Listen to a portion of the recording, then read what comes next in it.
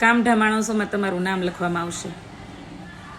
અને દાડમ ફોલવા માટે તમને રાષ્ટ્રપતિને એક નિવેદન કરવામાં આવશે કે નરેશભાઈ રાખોલિયાને એક એવોર્ડ આપો, સુવર્ણચંદ્રક આપો, અથવા તો કે ને રજત કે શું કહેવાય, હા એ આપીને સન્માનિત કરો એમ.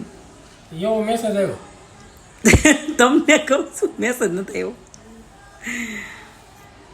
જોકે વર્ષોથી ક્રિશ દાડમ ફોલવાનું કામ તાર પપ્પાને જ સોંપવામાં આવેલું છે. દાડમ, તુવેર, વટાણા, ચોળી એટલે આપણે કાંઈ વાંધો નહીં. આવતા વખતે જન્મ આપણે લેજો અને તમે લગ્ન બગન કરજો. મેન વસ્તુ ભૂલાઈ ગઈ, હા લહણ.